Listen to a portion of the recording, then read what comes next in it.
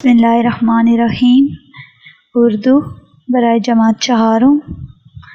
عزیز طلباء اور طالبات، السلام علیکم۔ امید ہے آپ خیریت سے ہوں گے۔ آج ہم پڑھیں گے سبق نمبر 20، دہرائی۔ پہلے جو اسباق ہم پڑھ چکے ہیں، آج ان میں سے 3 اسباق کی ہم دہرائی کریں گے۔ جن اسباق کی ہم دہرائی کریں گے وہ ہیں ایرے کی اردو، نظم پرندے کی فریاد اور ذہن کا خواب۔ تو شروع کرتے ہیں اپنا سبق۔ سب سے پہلے ان تینوں اسباق میں دیے گئے سوالات اور ان کے جوابات۔ سوال نمبر 1، اردو کے حروف تہجی کی کیا تعداد ہے؟ عزیز طلباء اور طالبات، آپ کے سامنے سوالات اور ان کے جوابات دیے گئے ہیں۔ جو پہلا سوال میں نے پڑھا کہ اردو کے حروف تہجی کی تعداد کیا ہے، اس سوال کا جواب ہے کہ اردو کے حروف تہجی کی تعداد 38 ہے۔ سوال نمبر 2، دانیال کے چچا کیا کام کرتے تھے؟ دانیال کے چچا خطاط تھے۔ سوال نمبر 3، دانیال نے کون سی کہانی سنائی؟ تو دانیال نے چچا چھکن کی کہانی سنائی۔ سوال نمبر 4، پرندے کو قید میں کیا یاد آ رہا تھا؟ پرندے کو قید میں گزرا ہوا زمانہ یاد آ رہا تھا۔ سوال نمبر 5، پرندے کے ساتھی کہاں تھے؟ پرندے کے ساتھی اپنے وطن میں تھے۔ سوال نمبر 6، پرندے کی فریاد کس شاعر کی نظم ہے؟ پرندے کی فریاد علامہ محمد اقبال کی نظم ہے۔ سوال نمبر 7، اس نظم میں قید پرندہ اپنی آزادی کے دنوں کی کن باتوں کو یاد کر رہا ہے؟ اس نظم میں قید پرندہ باغ کی بہاروں، اپنے گھونسلے، اپنے ساتھیوں اور بہار کے موسم کو یاد کر رہا ہے۔ سوال نمبر 8، وزیر نے کیا پہنا ہوا تھا؟ وزیر نے چوغا پہنا ہوا تھا۔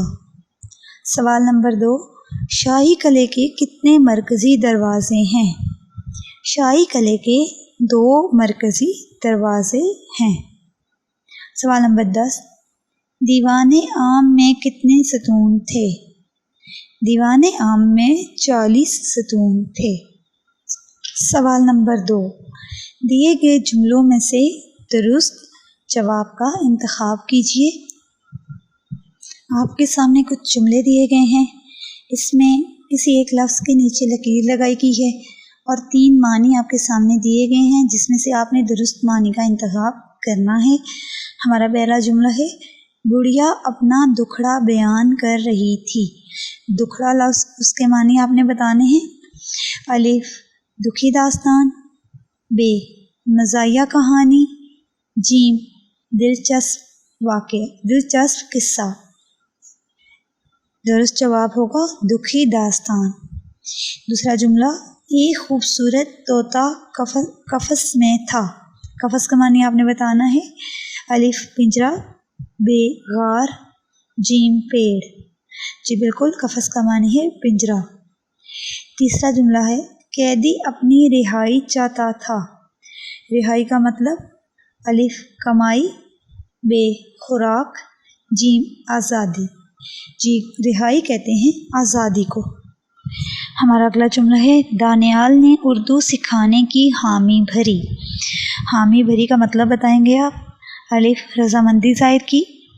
ب، مہارت حاصل کی۔ جیم، خواہش ظاہر کی۔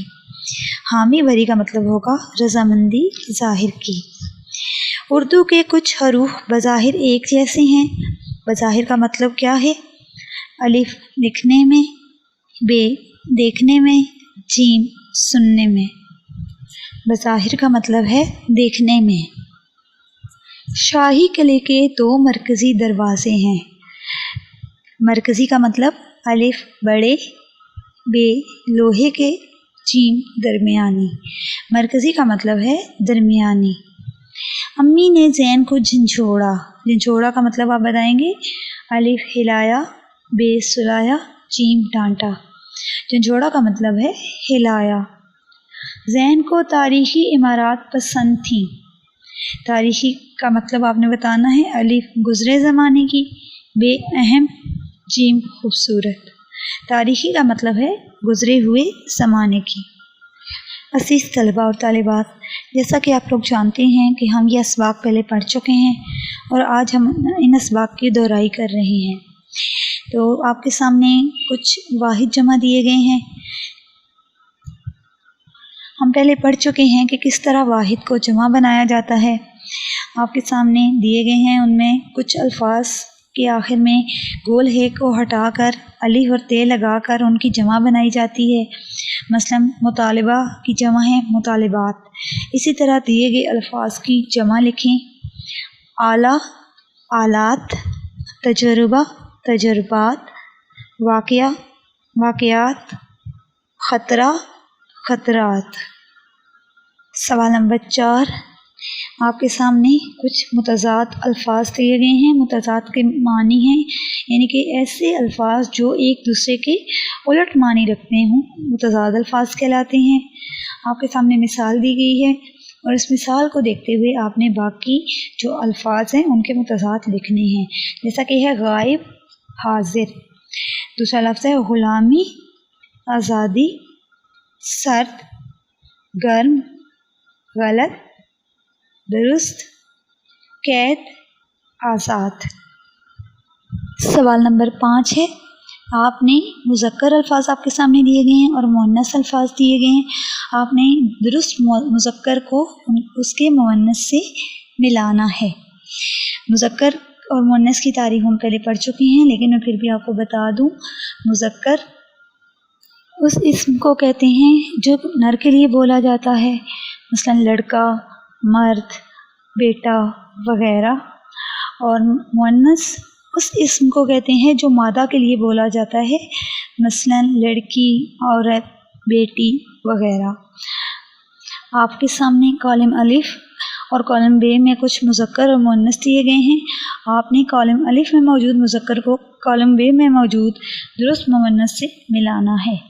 جیسا کہ آپ کے سامنے مثال دی گئی ہے، چوہا، چویا، شیر، شیرنی، مور، مورنی، چڑا، چڑیا، گھوڑا، گھوڑی. سوال نمبر 6، اشارات کی مدد سے مضمون لکھیے. یہ مضمون آپ کی کتاب کے اردو قواعد و انشاء کے صفحہ نمبر 73 پہ دیا گیا ہے. آپ کے سامنے کچھ اشارات دیے گئے ہیں جن کی مدد سے آپ نے اس مضمون کو مکمل کرنا ہے. سب سے پہلے ہے عظیم انسان. 25 دسمبر 1876 کراچی. تعلیم، سیاسی زندگی، مسلم لیگ میں شمولیت، مطالبہ پاکستان، شدید مخالفت، قائد اعظم محمد علی جناح کا کردار، قرارداد پاکستان، قیام پاکستان، ہمارا فرض، 11 ستمبر 1948. عزیز طلباء اور طالبات، ان اشارات کی مدد سے آپ صفحہ نمبر 73 پر اس مضمون کو مکمل کریں گے اور اسے یاد کریں گے. گھر کا کام. ان تینوں اسباق کی دہرائی میں کروایا گیا تمام کام آپ نے یاد کرنا ہے اور جن جن کا کام مکمل نہیں ہے وہ اسے مکمل کریں گے. اس کے علاوہ اردو قواعد و انشاء کے صفحہ نمبر 73 پر دیا گیا مضمون بانی پاکستان ان اشارات کی مدد سے آپ نے مکمل کرنا ہے اور اسے یاد کرنا ہے. عزیز طلباء اور طالبات، یہ تو تھا ہمارا آج کا سبق. امید ہے آپ نے اسے غور سے سنا اور سمجھا ہوگا.